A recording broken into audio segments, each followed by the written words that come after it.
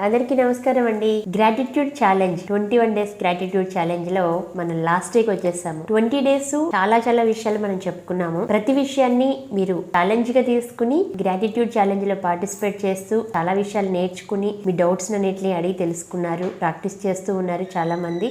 మాకు తెలిసి ప్రతి కాల్ కి మెసేజ్ కి మేము రిప్లై ఇచ్చామని అనుకుంటున్నాము. ఇంకెవరైనా మిస్ అయితే ఓవర్లుక్ లో ఏమీ అనుకోకుండా మళ్ళీ ఒకసారి కాల్ చేయండి లేదా మెసేజ్ చేయండి, మీకు కూడా ఆన్సర్ చేస్తాము. మై డియర్ ఫ్రెండ్స్, ఈ రోజు లాస్ట్ డే. ఈ రోజు ఒక అద్భుతమైన గ్రాటిట్యూడ్ టెక్నిక్ ని మీకు చెప్పబోతున్నాము. ఇది ఖచ్చితంగా ప్రతి ఒక్కరు కూడా మీ లైఫ్ లో ప్రాక్టీస్ చేయండి. ఎప్పుడైనా మనం కోరుకున్నది ఏదైనా మన దగ్గరికి రావడం ఎప్పుడైనా ఎక్స్పీరియన్స్ చేశారా? అక్క కానీ, అమ్మ కానీ, అన్నయ్య కానీ, మైండ్ లో మీరు ఏదో కోరుకుంటూ ఉంటే అది తీసుకొచ్చి మీ చేతికి ఇచ్చుంటుంటారు. అరే నేను ఇదే కావాలని కోరుకుంటున్నాను, నీకెలా తెలిసింది నాకు ఇది కావాలని అని ఎప్పుడైనా అన్నారా మీరు? అలాగా మీ ఫ్రెండ్స్ దగ్గర నుంచి కానీ ఎవరో ఒకరి దగ్గర నుంచి అన్ఎక్స్పెక్టెడ్ గిఫ్ట్స్ రూపంలో కానీ ఏదో రూపంలో మీ దగ్గరికి వచ్చాయా?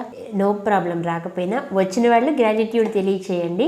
రాని వాళ్ళకి అవి ఎలా వస్తాయి అనేది కూడా నేను చెప్తాను. మన మనసులో ఉన్న కోరిక బయట వ్యక్తులకి తెలిసి ఎలా అవి మన దగ్గరికి వస్తాయి, లేదు అవి ఎలా యూనివర్స్ మన దగ్గరికి ఆకర్షిస్తుంది అనే విషయంలో ఫస్ట్ మనం ఒక విషయం గురించి తెలుసుకుందాం. చాలా రోజుల నుంచి చెప్తూనే ఉన్నాను, మళ్ళీ క్లారిటీ ఇవ్వాలనుకుంటున్నాను. మనం ఏదైతే కావాలని కోరుకుంటామో దాని గురించి మాత్రమే అది నా దగ్గరకు వస్తుంది అని ఆలోచిస్తే అది మన దగ్గరికి వస్తుంది. కానీ దానికి ఆపోజిట్ లో ఇది నా దగ్గరికి ఎలా వస్తుంది, దీన్ని ఎలా సంపాదించగలను, ఇది చాలా కష్టమేమో, అదేమో ఇదేమో అని ఎప్పుడైతే దాని మీద ఆపోజిట్ డైరెక్షన్ లో మనం ఆలోచిస్తామో అది మనకి దూరంగా వెళ్ళిపోతుంది. మనీ కూడా అంతే. అసలు డబ్బు కావాలి అని కోరుకుంటూ ఉంటారు కదా, అసలు ఎందుకు కావాలి, డబ్బు ఎందుకు కావాలని ఆలోచించారా? ఎందుకు కావాలి అనే క్లారిటీ మీకు ఉండాలి. నా క్లాసెస్ లో నేను ఎక్కువ ఫస్ట్ క్లారిటీగా తీసుకోమని చెప్తాను. ఏమిటి ఎందుకు అనే దాన్ని క్లారిటీగా ఉండమని చెప్తాను.